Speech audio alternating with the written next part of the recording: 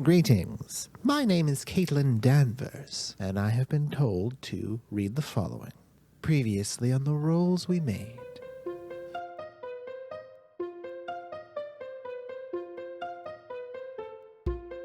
Salt, Hemlock, and Wren engaged in final combat with the dream form of Viol and the Red One, who had been fully controlled by Viol's power. The battle was fierce, and at its conclusion, the gang emerged victorious, but still within the strange playworld that they had been in this whole time.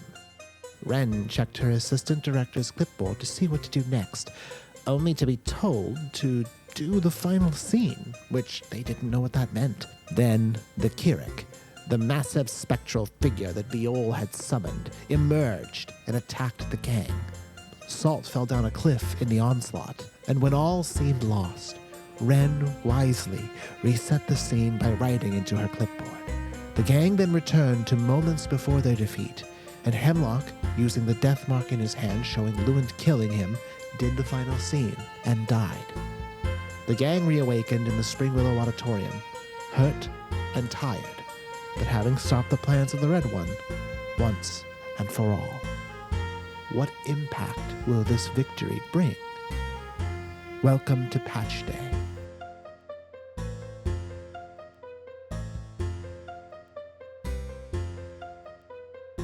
At the conclusion of the last arc, y'all were hurt very badly. Yeah. It was some shit. Hemlock and Wren were pretty much near death. Mm-hmm. I think Hemlock was dead for a second. He rolled. Yeah, he had to roll because he died. Oh, damn. Yeah. It got intense. But in the immediate aftermath of the third act, both of you lost consciousness. Mm-hmm. Salt, you did not lose consciousness. You fell off a cliff. I did. And you were kind of comatose. It was nice. When Wren reset the scene, you kind of were unable to sort of react like what was happening. So let's take a quick roll. Well, I said you were working a roll, but Oh. what'd you get? 2. Oh, that's fine. Oh. 2. 2. Okay, that's fine. 2. 2? 4. Oh, Shit. man. Twice as good. The sum of both of our parts. Yeah. Hemlock, you come back to consciousness very, very tired. Mm. And when you wake up, you see that you are lying in a bed in what looks like a hospital, a fantasy hospital room. Okay. Looking out, like there's light kind of pouring into the window where you are. It looks like it's midday. So you kind of don't know how long you've been laying. Do I have bandages around my head? Mm? Sweet. Yeah. You have bandages like sort of all over you. Oh, tight. I look real cool. Yeah. Like you kind of start to sit up, and your midsection is heavily bandaged. That's right. I died. And you look in the room that you're in, and it's a pretty threadbare kind of a hospital room, as most typically are. They're very utility based. It's a single room. Mm-hmm. The door is open, and you can occasionally see like people walking by it, like nurses and things like that. Inside the room is, aside from the bed that you're laying on, there's a chair. On the left-hand side that is currently unoccupied, there's a few like cabinets that probably contain medical equipment. And on the right side of the room is another chair that's facing a second chair to form sort of like a spot where someone could lay down. And sitting there is Beatrix, your sister, who is just reading a magazine. An asshole. It looks like she's kind of like trying to stay focused on reading, but is otherwise just kind of sitting there just waiting. And Beatrix hears you kind of cough a little bit. She goes, "Oh, hey, look who's awake." Yeah. Hey. How you doing? Let me guess. Terrible. Yeah. I'm in some sort of mummy. And I think that when you say that, she goes up and she goes, they said you didn't need that many bandages, but I showed them. Yeah. Why? It's funny. Yeah. It's so funny. It keeps the blood inside. That's important. Yeah. So here's the part where I go, what the fuck happened? Look, first of all, I'm hungry. I'm hungry right now. Make an insight check. Whether she has food in her pocket. What you got? It's a 1. No insight for you. You don't. Okay. I don't know shit. You die. I'm a fucking idiot. She seems cool. She seems chill. You make that "I'm hungry" joke, and then Beatrix goes, "What the fuck happened to you? Seriously?" Okay, first of all, bandages, chill out. Yeah, I know. Chill out. What? You got stabbed in the chest. Do you know how disorienting it is to get a knock at the door from Deputy? I didn't give him a name yet. Yeah. We haven't talked Dreads. Oh, Deputy Dreads. We'll just call him Deputy Dreads. Saying that you might be dead. Do you know how disorienting it is to get stabbed in the chest and dying? You probably shouldn't yell because you're gonna tear your stitches. Oh, God, you're right. That hurts. Jesus Christ, Hemlock, what happened? Look. There's a lot that's been going on lately, and it's honestly too big of a story to recite currently into a microphone. So, and I'm not going to say that this is par for the course, but this has kind of been par for the course. What do you mean this is par for the course? I mean, it's the first time I've died, but I don't know if it's going to be the last time I've died. Might not be the last. Yeah, it might not be the last. Beatrix reaches over to the chair that she was sitting in. She kind of turns it. She goes, "Okay, so here's what's up. Mm-hmm. They asked if I talked to Mom and Dad about what happened to you, and I lied. You said I said you yeah. did. I said yeah. I said I did. Thank yeah. you. However, Okay. you need to fucking tell me what's going on, or I will. Okay. Can this be an off-camera conversation that we Yes. haven't full? Yeah, this will be an off-camera conversation. So Beatrix pulls up a chair and sits down. Oh, let's wrap. Let's wrap. All right. What's okay? So hold on. For the image of the let's wrap chair, Ooh. it has arms. Yes. That's hard. So to she do. has to kind of really maneuver to She sit has to, down like, on kind the of, like, chair. So just, she's got to put her squeeze them legs down. under She steps the in. arm. Yeah, she steps in one, and I think she's she's like, putting on- I got it. Like she's putting on pants. Yeah. She's so dumb. She's eccentric like Hemlock. I know. I love it. No, Beatrix sits down on the chair and she listens to you telling some stuff about what's going on. I have 2 handholds now. No, you don't. Oh, my one's gone? Yeah. Oh, fuck. Yeah. So let's quickly Or is he waiting outside for you outside the window? Oh, the handhole. I thought you said the animal. Oh. Jerry. you're telling Beatrix what happened. Let's say, like, do you tell her what happened during the house party? I'm gonna just say, like, it's sort of all or nothing. Either you tell her what happened or you don't. I think I do. Yeah. Okay, so do you tell Beatrix everything that happened in the big game arc? Yeah. That one was kind of like a lot of people saw what happened at the end. Yeah, a of the lot of big people game know arc. about that. They don't know about going into the sewer. There's a lot of stuff. Like, this is basically you saying, like, Beatrix sort of has the knowledge that I have. Yeah, I think that's important. Okay. I mean, she's my sis. She is. And she seems pretty trustworthy. Well- I mean, she first of all, but does she believe you have real magic yet? yeah. I've shown her, but that's, I mean, So yeah, that's another thing. Do you tell her the specifics of how you got magic, or do you keep that vague? I'm going to be full. I think, honestly, like, with my emotional state after dying and things kind of being buck wild, because as of right now, at least, I don't know that Salt's back. Well, actually, no, Salt came back because we reset the scene. But, like, yeah, I don't know what's happened to everybody else. All I know is that I died and I kind of came back to life. So I think that at this point, I'm in an emotionally, like, vulnerable state. And I'm Yeah. guessing you obviously tell her what happened during the this previous one. Yeah. Yeah. That one's kind Full of, I mean, transparency. yeah. yeah. I like think it. transparency is important, especially in case something happens and she needs to, like, get people Yeah. to rally. Yeah. Okay. So she knows about. Also, I tell her that it was me who stole her pudding from the refrigerator when we were kids. 'Twas I who stole the pudding She, from she, the refrigerator. she kills you. Your dad. Tell him it was me. She loved that pudding. so much. She hits you with a snack pack attack and your Dunyan rings. Damn. Deadly Stolen. pudding. Pudding. Okay. So you spend a little bit of time, like, telling Beatrix, sort of from your perspective, everything that's kind of Well, happening. this is a story. All about how my life got flipped, turned upside down. We I got know a the fucking words. handful. It's Yeah. sitting right here. Tell you. How I came this And you orange tell, and blue and hair. obviously you told her about the handhole. No one can see the handle but us. Like, No yeah. one can see it, but you got the adventure with the clay chimera.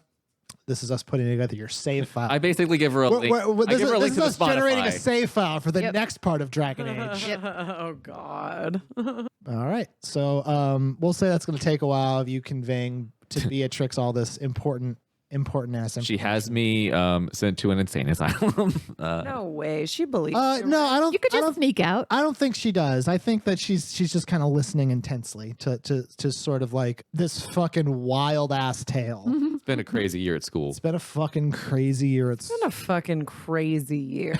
Yeah, period. been a crazy year. Ren, Yes. Tis I. you have a similar experience to Hemlock in the sense that you wake up in a hospital room. Whoa. You don't feel as bad as he does. You don't necessarily know that, but you, Emma, know that your Ren wasn't hurt as badly. You Yeah, didn't almost yeah. die. He was like at negative health. I was at 4. Yeah, you were basically fresh. You're fine. The only health point that matters is the last one. That's true. While you're laying in bed, you sort of have a similar experience where you look around, lights pouring in. You know that you're in the hospital where Dr. Helen's office is. You're probably on one of the higher floors. Oh, okay. You wake up and you're looking around the room. You can see out the window. You can see you're at the hospital. You can see Springwell Academy from where you are. Ooh, pretty view. Pretty view. Pretty bird. There's the chairs in the room. There's the cabinets. You can see nurses walking back and forth out front. And then similar to before, there is a chair with someone sitting in it. And this person is asleep. And the person sitting in the chair is Dell. She's tucked under a blanket. She's watching me. Yeah, it looks like Dell has just been Earmuffs. kind of hanging there cool. for a while.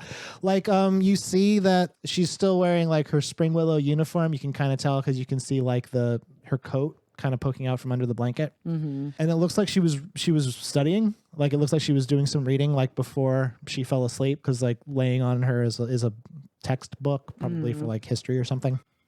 So yeah, Dell's kind of just sitting there with her. She's sleeping. What do you want to do? Clear your throat. But then I pretend to be asleep again to see what she does. Dell kind of. Okay, yeah, you pretend to be asleep. So fucking cool of you to be asleep. She stirs and she looks over at what she thinks to be unconscious you. And I don't actually know like in the lore if Wren would do this as a goof because it seems like goof territory. Yeah, it is. Up goof. She walks over to your bedside and is looking down. You're kind of like peeking. I'm like this. Make a stealth check actually. Okay. To see if you can peek without her noticing. That's the key. 14. Plus a bunch of shit. Yeah, that's a success. Yeah, you kind of steal a glance. A kiss. No. Oh. You steal a glance at Dell. She's like crying. Oh. I think she was kind of fine when she was asleep. When she woke up, and she Well, saw now I you feel like mean. hurt. Like she's tearing up. She puts her hand on yours, even though it's like she basically says, "Need to really like you to wake up soon." Oh. And then I wake up. Do you really wake up? Yeah. I mean, I wait a second. I don't want to then- be too on the nose. Okay, so you kind of pretend to stir awake. Mason jars. What? She's like, Wren, you're awake. Yeah, just now. Not earlier. Wasn't awake. Okay. Yeah, what? How I gotta get a nurse. Oh yeah. I gotta get a nurse. Okay. She runs over to the edge of the door and she like presses a button. And then a light appears outside.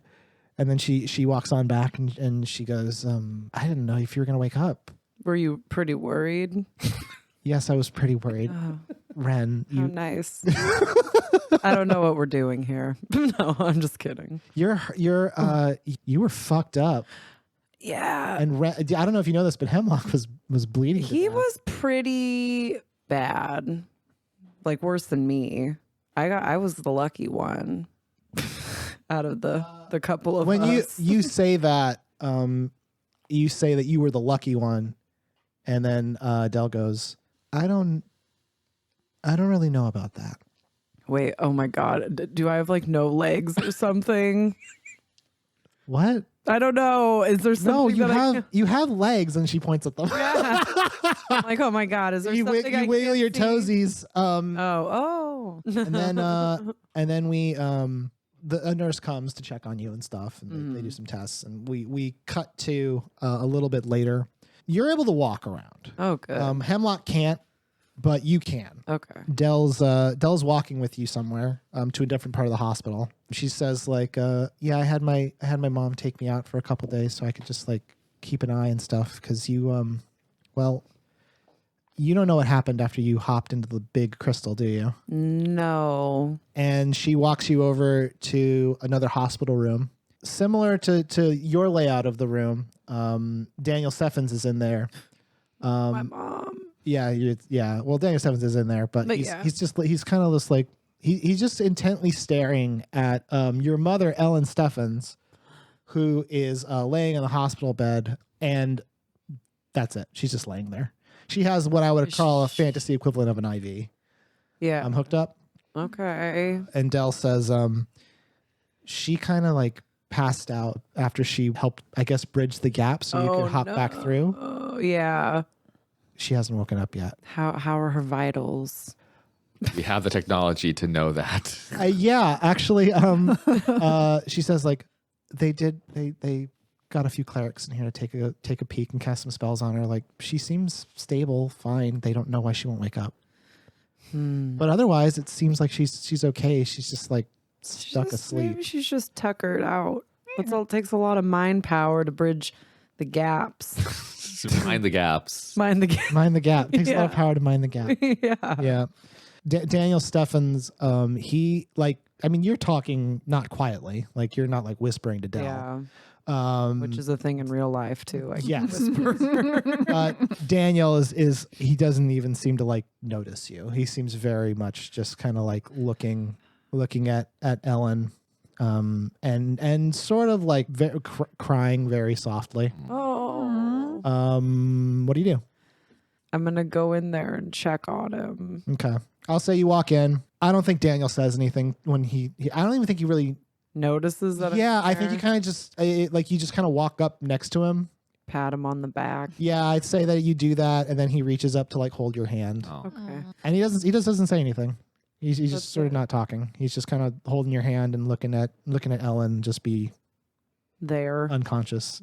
And I think also like I don't think Dell leaves. I think she kind of like stands by the door, just kind of like waiting. Good grief. And also that's where we can leave Wren. Oh, good. Family turmoil. just like it's family turmoil, but like your mom's not dead, so yeah, but she's it a could be vegetable. worse. I'd go behind and unplug the machines. No.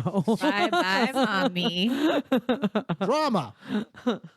The last one we'll do is our good buddy Salt. Hello. Salt, your experience is decidedly different than these two. Okay. Because nothing super wild happened to them. Right. Well, He did meet a bat in a suit. You had a bat in a suit, and mom's unconscious. But Salt, when you fell off that cliff, this is where we'll start. Okay. You don't necessarily remember very much about what happened after you fell off the cliff.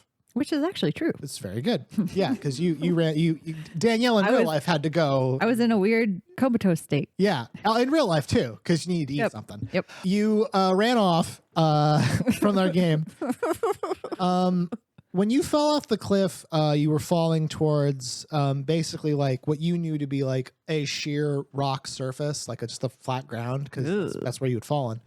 And as you were falling, I think also Caitlin fell at that same time. Yeah. And she kind of dissipated into smoke as she fell because she wasn't like part of this dreamscape. Must be nice. Must be nice. You, however, kept falling until you reached the ground. And when you did, the ground sort of like, kind of like if someone threw something at like a piece of saran wrap, it kind of bent inward and then like it pierced. Oh. And then Salt, it was like a second. Yeah. That you were in this experience before. The next thing you know is you're back standing in the altar room with Wren and Hemlock, and this is after Wren had reset the scene. Which I don't know if you know exactly what I'm talking about when I say that. But these two almost died, and Wren used her clipboard to reset to back before the Keurig started fucking up. Smart. When you burst through that, your vision, the best way I can describe it is it's like it fractured. Like you were just looking straight ahead, and it's all of a sudden like your eyes became a kaleidoscope of other scenes from sort of an odd perspective. It was the same scene, that you were seeing, but in thousands of different iterations. But it was all kind of the same. Did I turn into a bug? No, well, your vision is bug-like, but what you were seeing was very strange. Okay. It was slightly different in most iterations, but it was always about the same. Where it was, Salt, you were standing half encased in crystal, and you were talking to Viol ? Who was at that time possessed by the Carrick. Right. In some of the visions, like, your hair looks different or you're wearing a different outfit. In some of them, you can see Genuine is standing right next to you like a dog or something. And other times he's not. Sometimes you can tell like you look like you're a lot meaner, like you look angrier. And then other times you look more sympathetic or you look happier. There's a few where you're standing there with somebody else. If you remember the one that you went through, you were stuck with imaginary Ellen. Mm-hmm. But sometimes you're there with Wren. Sometimes you're there with Hemlock. But through all of them, it's always the same. It's always the same layout of, you are at this point, you're talking to Viol ? And you can tell like you're saying things to him. You don't necessarily know what they are, because from your perspective, it sounds just like you can hear it. It sounds like 10,000 instruments playing at once in different notes. Like you can't even understand the words. But you definitely get the sense that it's you asking something to this person. And then they respond. And again, it sounds like 10,000 instruments playing back of all the responses happening at once. And it's just thousands upon thousands of this same scene that you perceive. Salt has like the power of like some kind of deity, like giving her like a lot of her abilities. Like you can't fucking handle this. It's too much information at once. It's after you like experience the wholeness of this like scene, this vision. That's when you, Salt, return to, your single perspective, standing in the altar room, and you just can't talk. Like you're fucking overwhelmed. Which is canon because Danielle, the player, had to walk away. Yes, and could not talk really. Danielle also saw her reality fracture. Actually. You wake up, you're not in the hospital. You're in your bedroom at home, which has been done up to be like a medical room. Okay. When you wake up, you see a book bag was hooking up like a fantasy IV to you. And he sees that you're stirring awake. And he goes, welcome back, madam. I see that your sense of speech is as eloquent as ever. He reaches over to a table and he hands you I don't know, a diet fantasy soda, something you would like. Appreciate it. With a big silly straw. Yeah. He gives you the big silly straw. He doesn't hook it up to the IV. I thought he might. But he doesn't. He kind of makes sure you're okay. And then he basically walks out of view to go do something else. You're not bandaged. You're not necessarily like hurt. You're kind of just laying in bed. Yeah, must be nice. And in the room is, other than your many pieces of fancy furniture and your window that overlooks the town yes. From a distance, up on a hill on the Maximus Way. You smell incense burning somewhere nearby. Make a religion check. A religion check. Mm-hmm. Ooh, we don't have many of those. No, very rare.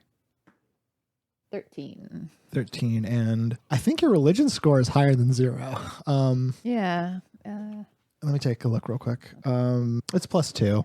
And 15. so 15? Yeah. You have a close personal relationship with Jesus. I sure Jesus do. or Fantasy Jesus. Thesis is actually. Jesus. Fahesis. His grandeur lets you know you're smelling a burning of like sage and another kind of incense called thistlegrass, and you know that to be like typically that's an incense that's sort of burned for like warding, like keeping away something bad. It's specifically in Celestian tradition, so it seems like that's something that like if you were practicing like worship of Fulsetiel, that's something you would do is you would burn thistlegrass and sage, and that would be like you put that in like a censer or something like to keep the smoke comes up and keeps bad stuff away. And sure enough, you see at the edge of your bed, Naya, and she is not wearing her full armor, but she's wearing most of it. Like she doesn't have she has like her pauldrons on. She doesn't have her chest plate on. And she's kind of just kneeling. It looks like in meditation, and in front of her is like a bowl where the incense is burning. She doesn't look like you get the sense that like she doesn't look like she's sleeping, but it definitely doesn't look like she's awake. Right. She's kind of just sitting there like quietly, like meditating while the incense burns. What do you want to do? I guess I'll just.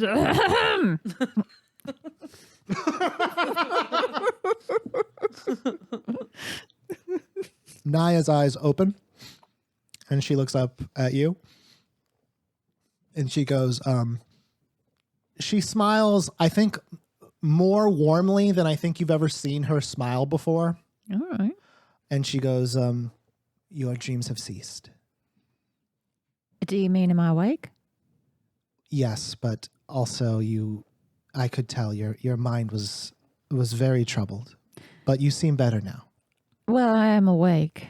Naya stands to her full height, and she picks up the bowl. Naya's very tall. I don't think we did sort of establish this that Salt isn't very large. Like Naya's tall. She's a very imposing frame. Salt's dad's like a little guy, right? Salt's dad, Naya's taller than him for sure. Yeah. Well, he's the elf, isn't he? Yeah. Yes. Yeah. Yes. He's the who He's the elf. who's the elf in the relationship? Whoa. I think we Michelle, all who's know. the elf?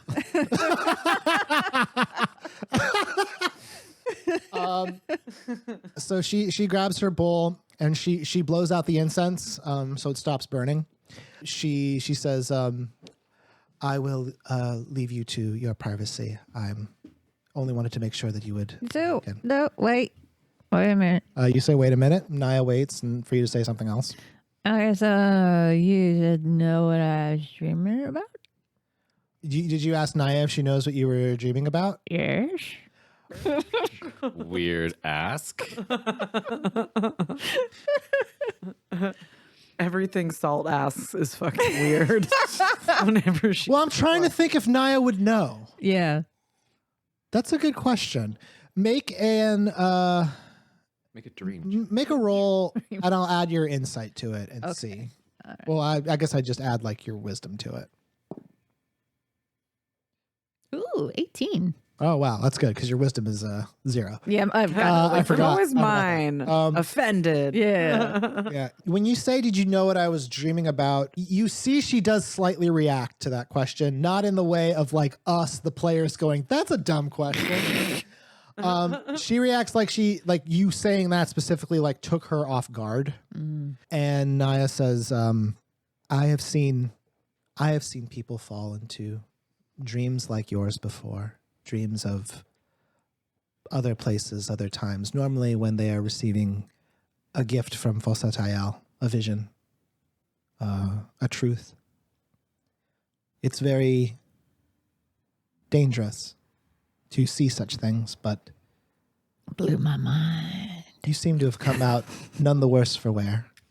And for that, I am very happy. Not all can survive such things. What? Why? Then she kind of sighs and she goes,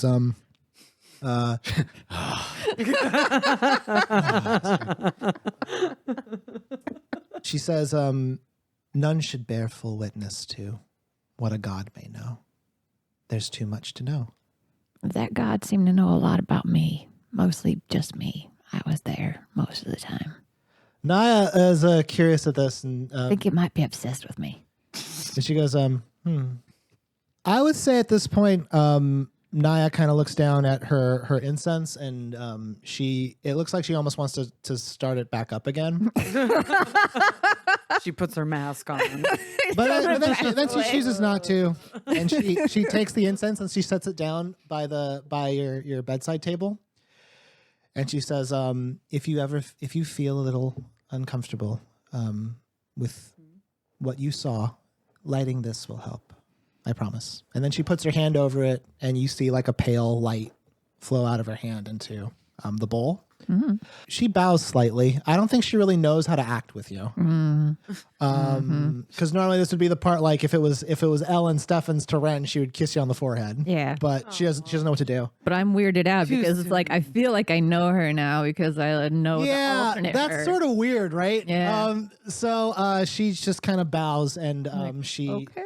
I mean, Good old bow. yeah, she says I'll leave you to rest. why are you gonna go? I think she goes Naya says I don't want to intrude. You're not intruding. And that takes her off guard. Because that takes me, the dungeon master, off guard. I've seen death. I'm scared. Scared. She says, Mommy. Mommy. Mama. all right.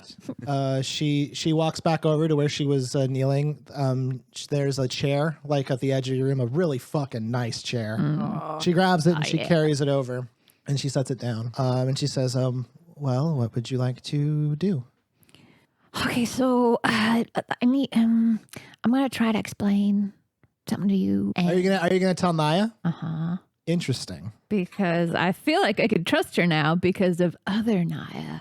And it's totally fucking with my head, right? It's like when you meet a celebrity and you feel like you know them, but they don't know. Yeah, you who saw the hell you podcast are. for you've met you listened to her podcast a bunch, and now it feels like you're best friends. Yeah, and she's just like the fuck. That's so real. Okay. What do you tell Naya? I'm guessing you're going to kind of ask Naya's opinion on a bunch of different things. Yeah, I'm gonna tell her about the play scenario, and because I don't really know what happened yet. So, in terms of like what what was causing it, like Okay. So, okay, we haven't done this part, but we can do this now. Is this the part of the adventure where you guys are like asking what would effectively be like one of the principal characters, hey, what did that mean? Yep. So At least for me. Because you did that with Gil and you did that with Theris. Yeah. And Fizzy's not around. Yeah. Is Fizzy dead. died, right? Like straight up. I don't know. Fuck.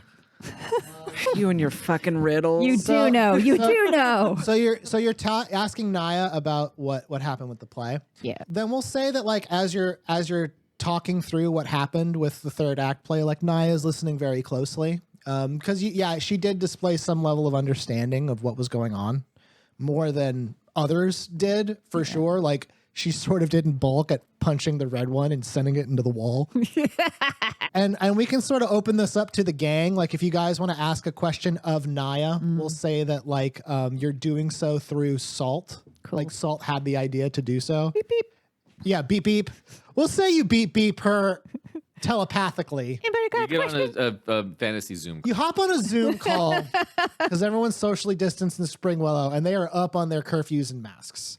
But y'all still need some information from Naya. So what would you like to ask Naya about the previous sort of adventure? And Naya will sort of from her perspective explain like what was happening, what was going on.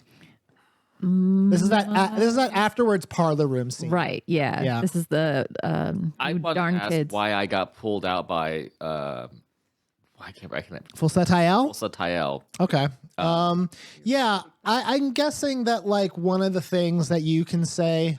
So Salt, you probably conveyed to Naya what you saw happen to Hemlock, which was a bat creature bowed to him and led him somewhere else. Yeah. And I'm guessing you would also tell Naya that's how his magic works. Yeah.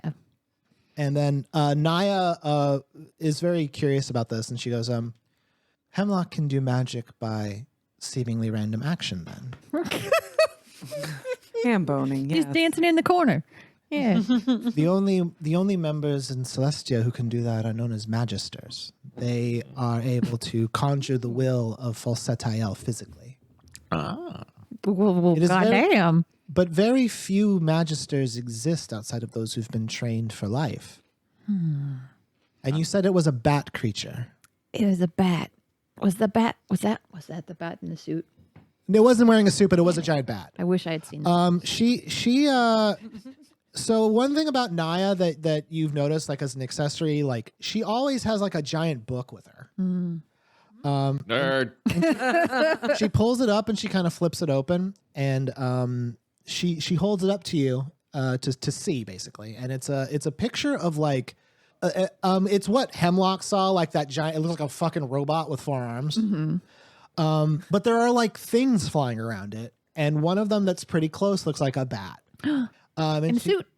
Well, it is wearing something. Okay, Yeah. good start. We're on our way. She says, these are known as the Biaki. They are servants of Falsetiel, messengers the Biscotti. and warriors. If you're saying that one of them talked to Hemlock, then I believe that means that Falsetiel has placed a very particular attention on him for whatever reason.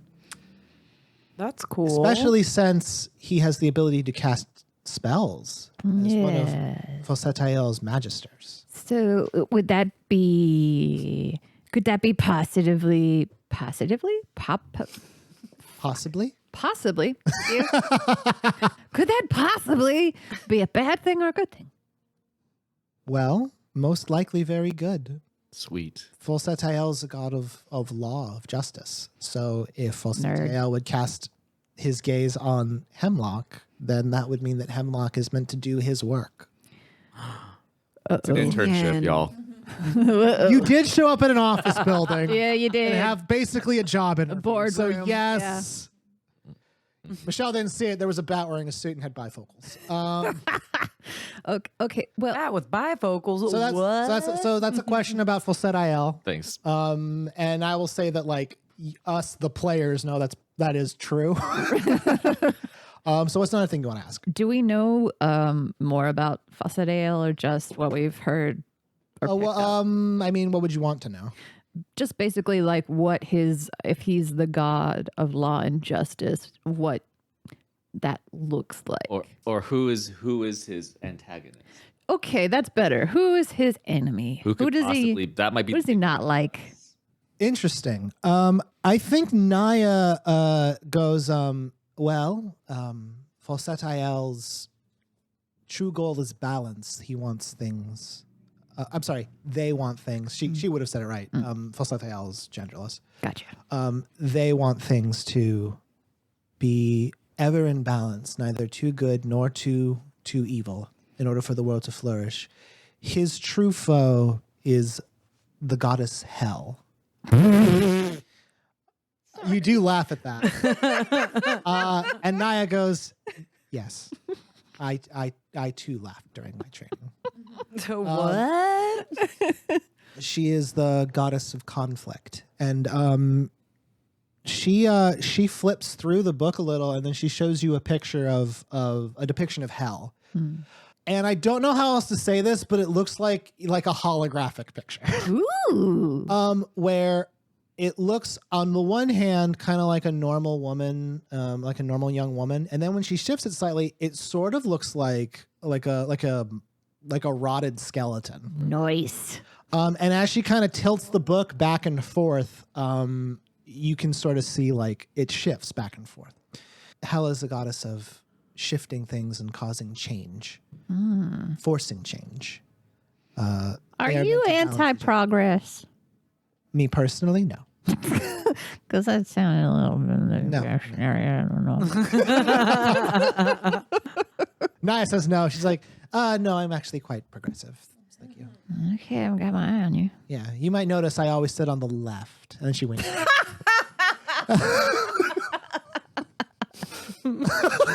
All right, I accept. You're allowed. Yeah. Okay. So that's okay. So, Wren, did you want to ask a question about the adventure, about anything that happened? To who? Basically, this is that scene where you guys are asking. So I jumped from the hospital and I jumped to her. We'll say that room. Salt just thought to ask something. She's holding her beep. Yeah, that's what I'm beat- holding it yes. down So I- covertly yes, though. yes, like, yes. Yes. Hello. Is your refrigerator running? better go catch it. Anyone? No. That's a good one. No one bites. That's a great move. move. I guess my question is, how come Naya is cool and shit and my mom is laid up in the fucking hospital when they both did the same thing? So you, Salt would then ask, like, because you kind of knew what happened. Wren disappeared, and then she sort of reappeared. She re-teleported back into the play. Even though you don't necessarily know what happened when she was out, that fact alone was very strange. And you did see like the outside world behind the altar when you were talking to Viol. And the outside world definitely did show Naya and Ellen and everybody. And Naya was like touching the crystal. You could tell like she was touching the camera. Right. So you asked her kind of what happened there. And Naya says, in order to breach through the wall so that your friend could help you, it required an intensely strong feeling of care. It required someone to feel like they wanted to help beyond anything else in order to punch through the crystal.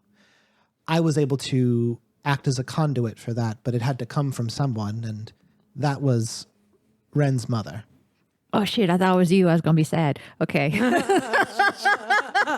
I mean, she seems Wren like was the one trying to get in. Though. she seems like a lovely young lady, but I don't know her that well yet. No, I meant you. Oh no, Naya, mom, no, mama. I was a conduit for Wren's mother's. So is her mom gonna be okay? Yeah, all right, all right. Naya Yeah. Is she after- gonna wake up and hate everyone?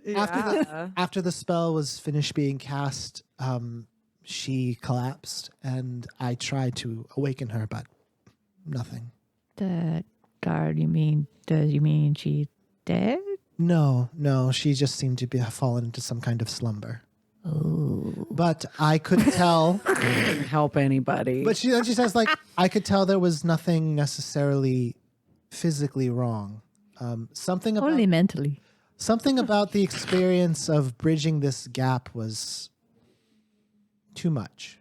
Too much for her to simply snap back. I mean, yes, it should have been somewhat draining, but not like this. It was almost like she was, and I think the word she would pick here is electrocuted. Oof. By the Yikes. magic that I was needing in order to.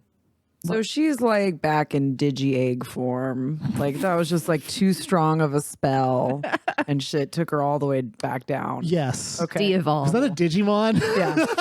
That was a Digimon ref. You know when they like fully evolve and Yeah. then they're like all the way back down to an egg. 'Cause Yeah, there's so so much. she went back down to an egg because it was too much. Okay, cool, Yeah, cool, yeah. cool. So she's- Why didn't you say it in terms I could understand? geez.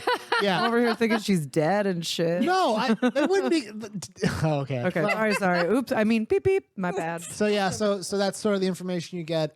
Ellen, to open that gate, to let you back in to help, it basically just put her into a coma. Okay. The act of doing that was so much that it knocked her out, and she So if I would have picked, who was my other choice? Caitlin, right? could have picked Caitlin. Same thing would have probably happened to her. Same But I thing would have wouldn't be probably so happened. sad. Same thing probably would have happened to Dell. I would have been sad. But whomever you would have picked would have most likely been put into this comatose state. I should have picked the sheriff. I know. He wasn't there, but that would have been a weird pull. I hate that. Teleport him here. He's an asshole. Any other questions for Naya about the previous adventure? I'm guessing you'd want to know about Fizzy. Yeah, is Fizzy fine? Did you have any other questions? I said the Fizzy question was the last one. Okay. So is there anything else you'd like to know from Naya? Do we have an answer to why the play was being staged at all? Like, is that something I missed, or is that? Oh, why things happened thing? Yeah. Naya says, Naya's like, I did look into a little bit about what was happening, seeing as I came in a little bit late to it. But the nearest I can tell, your friend Fizzy was being used as an anchor for a spell to literally create a plane, to create a place where Fizzy or someone could exercise a measure of control. And I believe what they were trying to do is within this plane they were making, they were trying to summon something. And from there, it could come to here. Bastards. I believe that they were using Fizzy because Fizzy cared so much about The arts. the arts. He seemed very passionate. I saw backstage that a lot of work had been done on the sets and the props. Poor Fizzy. and the stage directions. And the assistant director's clipboard was loaded with notes. Thank you. It was fucking filled out. Yeah. I take my job. And then she goes, your friend did not reappear when the plane ended. But he might still be fine somewhere. Naya goes like, Hemlock, you sweet summer child. I think Naya says, I don't know what happened to Fizzy. I didn't see or sense his essence anywhere. And then you Salt, though, you hear that, and at some level you sort of are like, you don't know why you feel this way, but you're kind of like, yeah, he wouldn't be. You're not totally sure why you feel that way. Just thinking back about what happened during the adventure, the first thing that you did to help Fizzy was you cast a spell of protect good and evil on him. Oh yeah. Which had some kind of effect on Fizzy for the duration of his being trapped and wherever he was. Like almost, you feel that almost smugly. Hanging out. Obviously. She's like, you Genuine. fucking idiot. Dumb. But Fizzy, Okay. Fizzy. yeah, Fizzy was cool. Butts and seats. What's is he gonna put butts and seats? His final words to Hemlock, end scene. Oh, there was. You guys continue, like you finish having your little conversation about what happened, basically. I'm going to guess this conversation probably took a while. Probably took a couple hours, so the sun's gone down. Took a while. Took a while. And I think Naya, seeing that the sun's gone down, there's she looks at the door and then she just says, "Now." And then the door opens and there's Book Bag with a tray with some soup on it. He popped in with 2 big bowls of like what's Salt's favorite soup? Ice cream. Ice cream. Slightly melted ice cream. One bowl of chicken noodle and 1 bowl of Ben and Jerry's Cherry Garcia. Thank For the both of you, slightly melted, obviously, and then he places the bowl of Cherry Garcia soup on the tray next to you, and then he hands Naya the very modest-looking bowl of chicken noodle soup. And she says, "Thank you, Book Bag." Actually, you know what? No, she wouldn't say that. She's like, "Thank you, Promise." And Promise walks away. That's not his name. It is his name. It's not his name. And she looks to you and she says, she's like, "Shall we eat?" Okay. Alrighty. And I will say that that's probably where we'll end that scene. Is you and your mom have. Let me put my ice cream in my mouth first. Salt, you take a fucking tremendous bite of ice cream, Yes, thank you. and that's how that goes. So that's fun. Beep, beep. Jealous. Jealous. And I think the last thing we'll do is kind of set up for our next little adventure. Hemlock, you have spent the day bandaged up telling your sister Beatrix all the dope shit you got.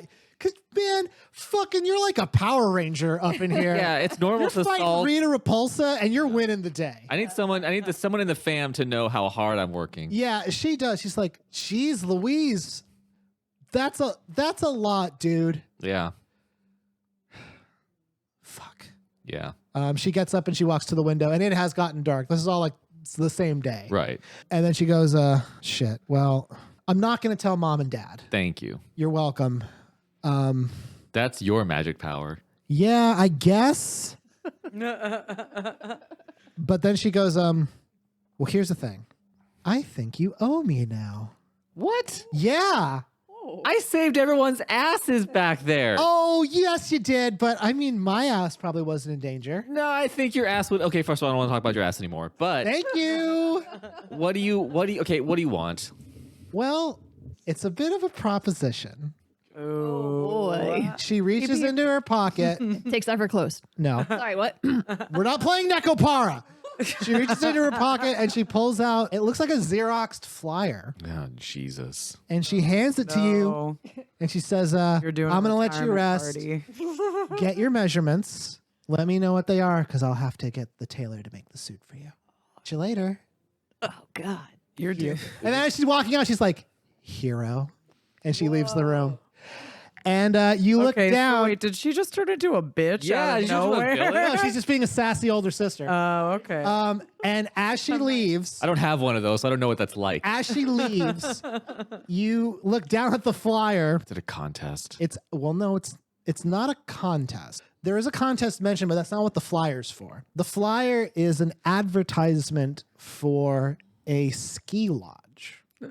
It's an advertisement for the Mount Helene Ski Lodge and Resort, brought to you by Lellard's Games and Vittles. Oh. Damn it.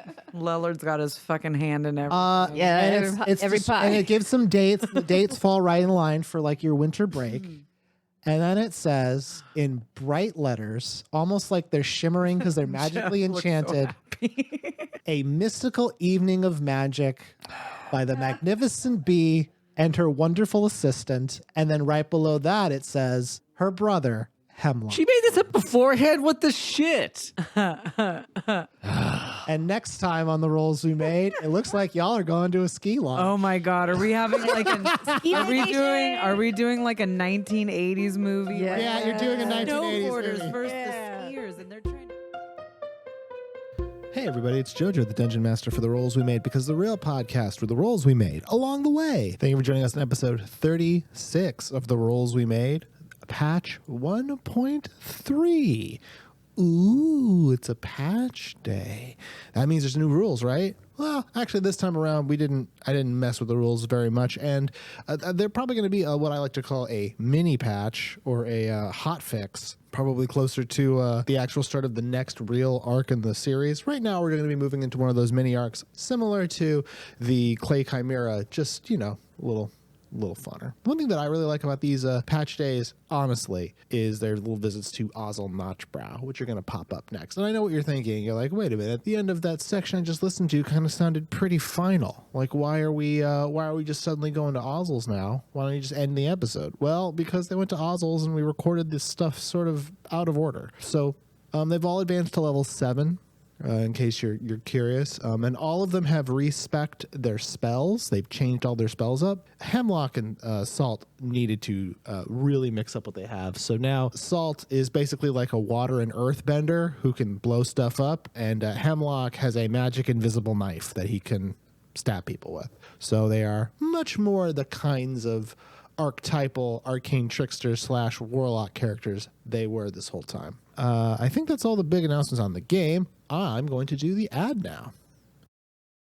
Hey everybody, The Rolls We Made is brought to you by Legendcraft. Legendcraft is a Canadian woodworking business specializing in cool, nerdy furniture for all your tabletop gaming needs. You can go on over to legendcraft.ca and build yourself a really awesome looking table using the offer code ROLLSWEREMADE at checkout, and you'll get 5% off whatever it is you put together. And you can customize those tables any which way you please, from the wood grain, the features you want, the number of people who sit at it, all kinds of stuff. It's great. And right now they are moving into their newest Kickstarter. Legendcraft is going to be putting out where they're going to be offering you a chance to back a character magnetic tracker, which is character and spell health trackers for tabletop games, meaning that you have this wooden plate that has metal behind it that you can use like a little disc to track all your spells, and it's like held in place with a magnet, and it looks cool. Like, it looks so cool. Like, I don't know about y'all, but there's something about having like a physical thing to track my spells that I think is so awesome. And yeah, paper is one thing, but I have to erase that, not this. It's just beautiful hand carved wood with metal that I can move a little magnety thing around. Go to legendcraft.ca and you can find out about their Kickstarter and also find out about these awesome magnetic trackers for spells and health for tabletop games. They're amazing. You are more than deserving of getting some cool stuff for yourself and your game group. So what are you waiting for? Go on over to legendcraft.ca, use the offer code ROLLSWEREMADE at checkout, and hey, Legendcraft, start your own legend. Next episode of our show is going to be coming out on December 4th. God willing, the creek don't rise. And on top of that, as I'm recording this, it is Black Friday. So by all means, please be very, very safe out there. You should stay in, buy stuff on Steam. and hang out. I know that I'm not really planning on going anywhere to shop today. I'm probably just going to stay home and play World of Warcraft and be safe. But I want all of you to be safe as well. And hey, if you're finished listening to the rolls we made today, why not go and check out Geese Bumps? It's a comedy podcast that myself, Danielle, and Jeff produce. It's really funny because we talk about Goosebumps books in a very funny way. I guess that's all I have to say on this episode. I hope y'all have a very nice day. Thank you for listening. Bye. The after events of dealing with the third act and all that, those happened before the break. The break just happened in the episode. Okay. So now we're hi everybody, JoJo, Dungeon Master. We're doing our recording a little bit out of order because we just did a bunch of character management. Now I want to give them magic items. It's almost winter break. Yeah. It's almost winter break. In Chills fact, in the air. like you've done your last tests for the year. Winter break in Spring Willow lasts a couple of weeks, so you guys are going to get to enjoy Vacay. yeah. You get to celebrate Yule and the new year, but right before Professor Cowan, It almost sounded like Professor Cuck. That's what I thought you were going to say. Professor Cowan. I'm all, ooh, your they're homeroom new. teacher, your homeroom teacher, she's saying like, and once again, class, just because you are going to be having break, it doesn't mean. She glances out the window of the classroom and her face just lights up. And she goes, son of a gun. Class is paused. And then she runs out the door. Okay. And she Is just Ozzle here? Does she like have a little crush? well, Are they a thing? everyone sort of is kind of curious about it. I use my true strike. You just punch someone nearby. Yeah, see her I'm assuming you guys are gonna follow along because we're doing our Ozzle event. School's out. Yeah. Well, it's actually a little early for school to be released today. Early celebration. Professor Cowan just said something. You follow her out. Your classroom is on the second floor, so it's kind of on the inside. So she was looking into the closed quad. You follow her down to the closed quad, and you see that, sure enough, Ozzle's back. Yeah. But in celebration of Yule, Ozzle has turned the closed quad into a winter wonderland like garden shop type thing. So, in addition to the many rows of books, Ozzle seems to have been very busy traveling around, gathering different knickknacks and items for people to like give as gifts to one another. So, like, there's lots of like snow globes with actual snow in them. There's mistletoe that has an enchantment so that if you hold it over someone who likes you, they'll have to give you a smooch. That's not. That's a little bit. I was hoping it was an enchantment so that it becomes an actual missile. Okay, let's do that. Ozzle has two flavors, regular and extreme. One's the smooch one, one's the, hey, this will hurt real bad, parental guidance using this one. There's also a massive collection of just the gaudiest sweaters. Yeah. Just amazingly beautiful sweaters. There's like a dragon with a big red bobble nose. Oh my God. It looks pretty cute.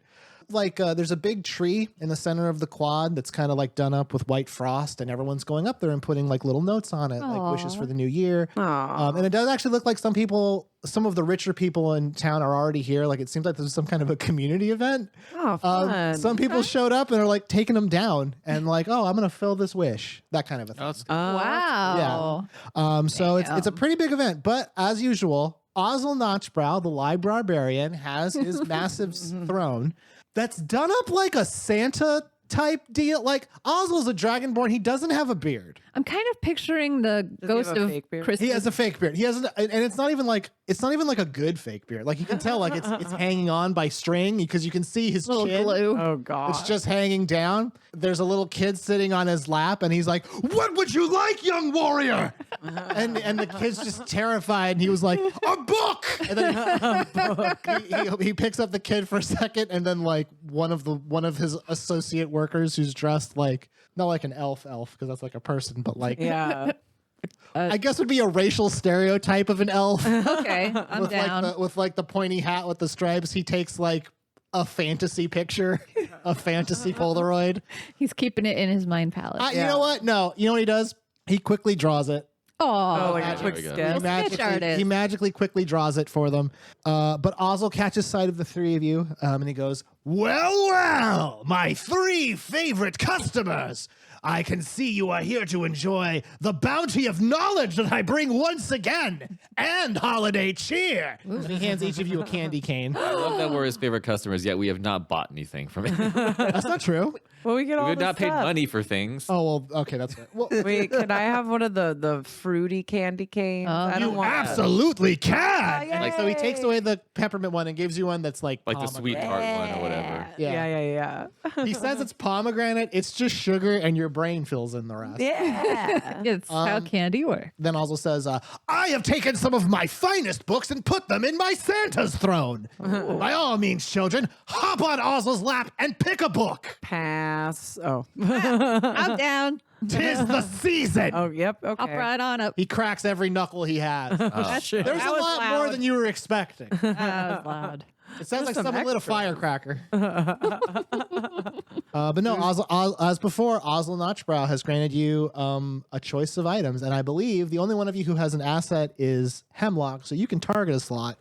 The other 2, you have to just pick at random. Just gotta go with it. I'll go with a rando. Okay, so who wants to go first? Roll it. Whoever. Roll it, dog. Which one do I roll? D20. D20. And the one thing you cannot get is armor, and that's it. Like if you roll armor, I'll make you roll again. I got a 13. Uh-oh. What is it? I mean, they're all good. Yeah. It's like, you Allegedly. got another pen. No, these It's a set. Ozzle's like, sit down on Ozzle's lap and tell me what you would like for your Yule gift. Okay. And I'm sure you're just like, yeah. Ugh, He's got an intense energy. can I just like stand next to you? Absolutely. Okay, cool. So you kind of post up near the chair, and as you post up, you put your arm down, and the chair kind of crumples in a little bit. Okay. There's like so the way that Ozzle's chair is set up, there's like a blanket over it. And when you move your arm, when you move your arm to see what you crumpled down, it was a box with an arcane symbol on it that kind of looks like a check mark. Ooh. And when you ask, what's this? Ozzle goes, oh, that's a new pair of Nikes. Oh, okay. Well, hey. And not like Nike, Knighke. Oh, that's like a night, lot. but Yeah, Nike. I get it. Here's a book. Okay. It's an owner's manual for taking care of a pair of shoes. Oh, sweet. Well, hey. And the shoes are contained wherein. So these are a pair of shoes named for the god Nike, who is a god of victory. Yeah. Some things are consistent. These shoes grant the user advantage on athletics checks in an athletic contest.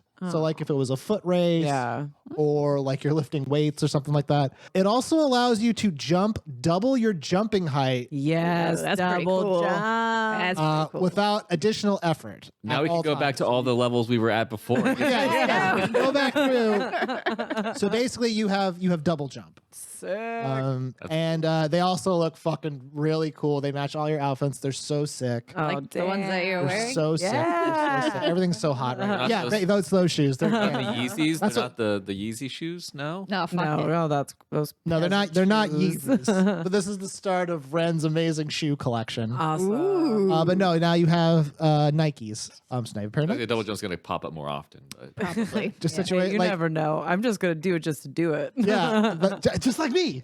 Yeah. Just do it. Whenever we're in town, I'm just jumping around, just constantly. and whenever we get into a Boing. fight, you should challenge whoever we're fighting to some sort of foot race. Yeah. Exactly. Be like, let's settle this with a foot race. Yeah. Okay, Salt. You get to roll now. Okay. You the only thing that you have is what was it? The bottle of Diet Coke and the pocket wardrobe, which are both fucking cool. Oh, yeah. Yeah. I love them. All right. The Coke is tight. Yeah. He stayed inside the pocket wardrobe. at 5. one- I'm gonna need you to roll again. 5 was a consumable. Okay. 12. Oh, this is interesting. Oh. Ozzle does the same thing to you. He was like, "Yes, young wizard." Yeah, that's me. Definitely not the other thing I was Nope, about to not the say. other thing. No. Come hop on Ozzle's lap and tell him what you would like for Yule. Okie dokie. Do you actually do that? Yeah. Okay, you pop on Ozzle's lap. He's got a big ass lap. He's a big fella. I mean, I think you're probably just sitting on the knee. If I'd I'm being just honest, take a nap it's there. tremendous. Can I like curl up and like? You could if you so choose. As you hop up on Ozzle's lap, you feel your foot kind of slip, and you look down. And the reason why it slipped is because there was a small book there of again another fashion book. It was another book of various dresses, but these ones looked a little different. You bent down and picked it up, and it was a book of like stylish. How can I put this? Stylish outfits for the war mage on the go. Ooh. I like Pantsuits. Pantsuits. power Yeah, pantsuit. basically like the power suit of like a businesswoman Like who pauldrons, could but they're do all magic. underneath the blazer. Oh shit! Yeah. Those are some hard like shoulder pads. Yeah. Whatever AOC wears when she has to blow something up. Yeah. So you flip through this a little bit, and you actually do find like a leather dress has magical runes on it. Ooh. And he was like, "Oh, you like that, huh? Well, watch this." And he snaps his fingers, and then he looks at one of his servants. And he's like, "I did the snap," and the other one's like, "Right." And then he presses a button, and then it casts like a charged prestidigitation spell, and a bunch of lights go off and sparks. Ooh, And then he pretty. quickly reaches behind the throne and holds up a gift for you. Magic. Magic, yes. And when you pull it open, there, sure enough, is the dress that you were looking at. It is the War Mage's Reactive Leathers. This is a set of leather clothing that reacts to the type of damage it receives. Holy shit! Yes. So if you suffer a type of damage as the result of an attack, you gain resistance to that damage type for the duration of the day. So if you are stabbed, it becomes resistant to piercing damage. If you are slashed at, it's resistant to slashing damage. If you get shoot with a fire spell, Yeah. it becomes resistant to fire damage, and it lasts for the rest of the day. Damn, dude. Right. So Plus, you- I look awesome. yeah, so you'll take full damage once, Right. and then from that day on, that type of damage will only be half to you. From It's that- also just a plus Wow. one studded leather armor. Hell yes. All y'all just wear studded leather because that's the best armor you can wear with None it. of It's us are, also like, the best tanks, so- looking. Yeah. Well, technically speaking, you are. Me? Yeah, because you take half damage from everything and you have such high dodge. Well, I stay in the background and I let Wren do all the heavy lifting. So Hemlock, you have an asset you can spend to get a specific item from Ozzle.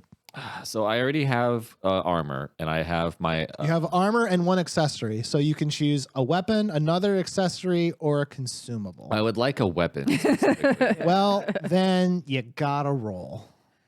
And you're targeting an accessory specifically? No, I want a weapon. Oh, you got a weapon. Okay. I want a weapon. Okay. I want. So want what'd you get? 17. A weapon. 17. Oh, you walk up to Ozzle, and he kind of just sits there and doesn't react to you at all. Huh, okay. Um, I'm a big boy. but I mean, like, in sort of a weird way, like he's like next, and you're just standing there, and he's like, no, seriously, I mean next. I'm right here. And then he hears you saying right here, and he's like, whoa, Where'd you come from? did you just cast the spell blink and disappear? No, my hair gives me away. You should have seen me. Oh, well, pop on, and he points to his lap. I'll pop on. You pop on. Am I the only one who didn't pop Yep. on? Yeah. Yep. Hey, you didn't have to. You're the only Fun. poor sport. And what would you like, young, small, unassuming, roguish type? Am I smaller than everybody else? You're smaller compared to Ozzle. I know that. He's basically a giant. I want And yield. he loves reading. I want yield PlayStation 5. I cannot give you that, but I'll give you the next best thing. Sweet. And he reaches down and he's like, this is a knife.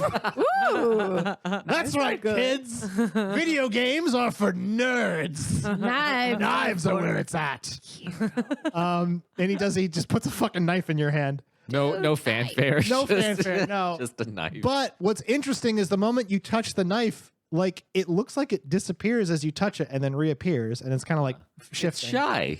Aw. And Ozzle sees you looking at it sort of curiously, and he goes, "Oh, you don't know what this is, huh? But Nerd! no. Here's the quick start guide." He gives you a PS5 box with a bunch of books in it. You asshole. There's a quick start guide, and there's an extra long manual which you just throw away. Yeah, fuck that. But there's a quick start guide that says what this object is, and it is the blinking blade. Ooh. This blade periodically glows with a pale green energy. It also spontaneously sort of shifts out of being visible. And every long rest, you gain 1d4 charges and can use those charges to cast the spell Blink. Okay. It's also a +1 scimitar, 1d6 slashing, +1 to hit. It also has finesse and light. Ooh. So I can use this once a day to like teleport.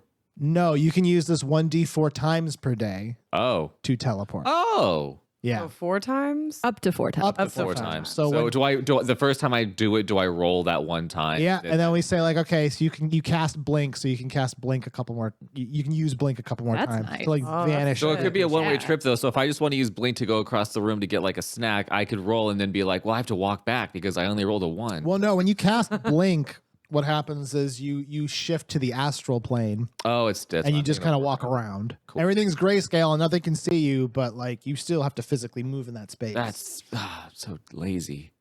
Yeah, Yeah, but it's you not- could use it to get behind people. That's true. I yeah. could use So it to- basically, like in those situations when you're like, I want to sneak, then good we for can my- just say like, yes, you cast Blink to sneak. It's good for my gloomy blade. Yeah, it's good for your Yeah. Gloom Blade. So there we go. Ozzle has provided you with some gifts. I got some cool ass shoes, brah. I'm just while everyone else is getting their gifts, I'm just double jumping. Mine's all like over I'm the like that place. meme where it's like the mom asks you like, "What do you have?" and then she's like, "A knife." I'm like, no. Yeah. So yeah, you guys are still at Ozzle's like little gift fair. Does he have those soft mints? Yeah, Sweet. Sure. One of those. You take one of those. They're coming out of a fountain. Sweet. There's a fountain of soft mints. Ooh. Did y'all want to get gifts for people? Sure. Since you're here, I just thought Yeah. it would make sense for you to get gifts. Yeah. Yeah, I could probably pick up some stuff. Wait, but I don't have any money. Let's not worry about that. We would have had to have gotten some money at this point. Here's I'll lend you the money. Yes, we'll say that Oh, Salt will lend what? you some of the money to get like some nice little Okay. tchotchkes or things. We'll discuss interest terms Wait, later. what? Yeah, so this is Salt using her rich kid power. So yeah, Wren, who would you like to get a gift for? Can I only get one? Yeah, let's say pick a gift for someone, and then later that'll be a scene later. We all get it for For Dell. Dell. We all get a gift for Dell. I would recommend not doing that. But Well, you I'm can getting do mine what you for, want. so Yeah. That's who you're getting yours. no, I'm not getting mine for Dell. Oh, Yeah. I think I'm gonna get mine for my dad. Oh, okay. Because he had kind of a rough He didn't get to time. have the mom, Yeah. daughter, dad, daughter. Yeah. So you want so Ren, what do you want to get for your dad? I mean, I think I'm gonna get him like a canning set. So because he likes making pickles and stuff. And he's been doing it kind of. And He's been doing it sort of DIY, fucking Well, back a lot alley of people style. don't know it. He's starting his own Etsy. Oh, Pickle. I mean, Etsy. Fetsy. Fantasy Etsy. fantasy Etsy, Yeah. or his fantasy Etsy. That's what I like to think is he's like the arts and craftsy one. Yeah, And I he's like like, that. my pickle stand. Okay, yeah. So you managed. You're going through like the many. Ozzle's disorganized, but his Winter Wonderland has like it still has kind of a logic to it, and you're able to find a set for like a really nice canning set. Yay. It's got the jars and stuff for boiling. It has the thing to kind of press the lid on. Yeah. Maybe some puff pens to decorate the mason jar. Yeah, I'm gonna say actually this canning set comes with puff pens. Okay. It's really nice. I don't know. So yeah, so you have a canning set that we'll deal with giving that to your dad later. Yay. Hemlock, what do you want to get for somebody? I'm gonna get something for Jelson. Oh, So you're gonna get, okay, what are you gonna get for Because Jelson? Jelson's been out of. We haven't heard from Jelson. Yeah, I haven't heard from Jelson. What are you gonna get for? he's probably trying to keep it low key. Yeah, he's trying And to a keep it on the big- DL. Yeah, so you're gonna get Jelson a gift. What are you gonna get Jelson? I'm torn between two gifts. I'm looking at them both. One, I'm looking at some sort of. I'm sure they have some sort of like enchanted like weight set. Something along those. Oh yeah, for sure. Like an enchanted weight set that kind of works like your gravitational pranking, where it's like a 5-pound size can be like 250 pounds curling. Oh shit. So I'm looking at one of those, but I'm also looking at like that singing bass or Oh shit, a big mouth Billy? and Hell yeah! I'm torn because I'm like He'd well, love that. He'd Take love me to that, the but he would river. really use the In the water. he'd really use the weights. So I'm a little torn. I'd like to I almost wish I could roll to see which one I get. But Yeah, just one you want to give. They're both fine. I think he would enjoy the weight. yeah, I'll get him the weights. Okay. Maybe, yeah. Maybe I can enchant them later on to make them sing when he picks them up. Yeah, so you come to a section of the Winter Wonderland that looks that I guess for some reason Ozzle decorated like the back of a cart, like stuff that fell off the back of a cart, but also like holiday themed, so there's a lot of tinsel, which is a weird aesthetic. I don't know why he picked it, but that's what he did. And there's a lot of like tracksuits that seem like knockoff Adidas tracksuits, but also some weight sets, and one of them is mystical. When you walk through Ross, eventually you do find something that's actually name brand, and this is Yes. Yeah, weirdly enough, like I think we found like a really nice like cast iron pot there. Like Yeah. it was normally $500, it was like $50. It's Yeah. like, whoa. Yeah. off the Weird. back of a truck. Weird stuff. Yep. So you got an enchanted weight set for Jelson. I'm sure he'll love that. You're gonna love it. Okay. Salt, what gift are you going to get for somebody? Okay. So you see, I'm going to get a gift for my mom. Oh, really? What are you going to get? I'm going to get her a little Someone's magic. really been growing. Not magic, a little, This last arc really changed her, I think. I mean, Well, what's weird is like she interacted with Imagine Mom. You Yeah, actually I interacted know. with real Naya. Oh, you mean equal? My equal? Yes. Yes. That's a favorite. You're Roll to Splinda. see if you understood anything that she just said. No. yeah, I'm gonna get her like one of those knives you can put on your on your calf, like a hidden knife. Oh, Like a garter knife. like a Yeah. Yandere hidden like Yeah. butcher's knife. Yeah. Okay. I'm like wondering if there's going to be a weird thing when she finds out you're a warlock, though, because she's like, I know. Oh, she's- funny that, huh? That I Yeah. made her a paladin. Yeah. 'Cause that's some light and dark shit. Yeah. you know? So Joe tries to make us like each other. I make us not like each other. I've mechanically made it so that Joe it's hard wants to us do that. to not like each other. I like. Okay, so cool. You guys have visited Ozzle. That's fun. Yay.